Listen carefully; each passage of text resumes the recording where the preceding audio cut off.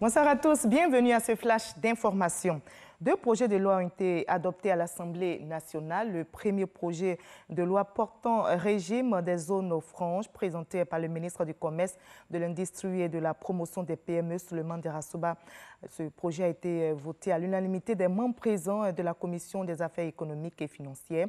Et ce projet vise à faire la promotion de l'activité industrielle en Côte d'Ivoire. Le second projet de loi portant ratification de l'ordonnance a été également adopté. Il fixe les règles relatives à l'engagement des médecins militaires à la retraite dans la fonction publique et dans les établissements publics nationaux soumis donc à l'adoption des membres de la Commission des affaires sociales et culturelles. Ce projet a été présenté par le ministre de la fonction publique. L'autorité de régulation des télécommunications, ARTCI, se prépare à l'introduction de la technologie 5G en Côte d'Ivoire. Une réunion justement vient de se tenir à Abidjan pour parler des dispositions à prendre pour l'arrivée de la 5G. On en sait plus avec Jean-Luc Bambo. Successeur logique de la 4G, l'introduction de la technologie 5G en Côte d'Ivoire est annoncée pour 2020. En attendant, l'autorité de régulation des télécommunications, TIC, a engagé les réflexions autour des dispositions à prendre en vue de préparer l'arrivée de cette 5G.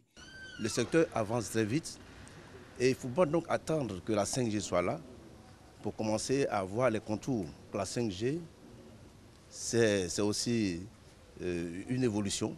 C'est en 2016 que la 4G a fait son entrée en Côte d'Ivoire et nombreux sont les abonnés de la téléphonie qui attendent encore de bénéficier de tous les avantages annoncés. Mon téléphone a 4G, mais quand je suis à vu que je n'arrive pas à aller sur 4G, voilà, on essaie de balancer en 3G, 3G75, mais lorsqu'on arrive à Bignan, ça passe sans problème. Mon souhait est que la 4G soit aussi dans ma ville, à Jacquesville. Dans ces temps-ci, bon, je ne suis pas trop satisfait de la puce. Au départ, ça allait, mais maintenant, j'ai des soucis au niveau du réseau. Je ne sais pas si ça a un rapport avec la 4G ou pas. Pourtant, le directeur général de l'ARTCI est formel. L'introduction de la 4G a facilité la vie des consommateurs ivoiriens et la 5G viendra davantage transformer l'utilisation du téléphone et bouleverser l'économie. Beaucoup plus de confort, des débits qu'on pourra effectivement prendre en compte dans les différentes relations. On parle des objets connectés, ça veut dire qu'en fait, beaucoup plus de facilité et beaucoup plus de besoins. C'est pour répondre aux besoins. Les besoins sont là, il ne faut pas attendre avec la 4G, il faut aussi que la 5G, qui est démontrée comme une solution pour l'avenir. La technologie 4G a permis une meilleure vulgarisation des services de télécommunications avec un taux de pénétration qui se situe aujourd'hui à 135%. Un taux que la 5G devrait encore faire croître. Comment mettre fin à certains handicaps liés à une grossesse mal suivie? La question préoccupe le centre kiné médical qui vient d'organiser une rencontre. Ce centre spécialisé dans la rééducation fonctionnelle et la kinésithérapie entend mettre l'accent sur la prévention des maladies invalidantes chez les enfants. Pour un 5e samedi consécutif, les Gilets jaunes ont organisé des manifestations dans toute la France ce 15 décembre. Les propositions faites par le président Emmanuel Macron lors de son allocution de lundi dernier n'ont donc pas suffi à mettre un terme aux revendications.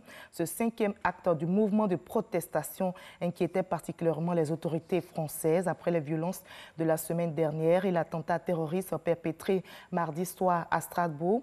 Et lors des manifestations de ce samedi, comme le voyait sur ces images, la tension était vive. Il y a eu plusieurs arrestations. Les États-Unis, de leur côté, annoncent des sanctions contre 3 responsables sud-soudanais pour leur rôle dans la guerre civile qui ravage le Soudan du Sud depuis 2013. Il s'agit d'un ancien général de l'armée israélienne, le beau-frère du président et un homme d'affaires sud-soudanais.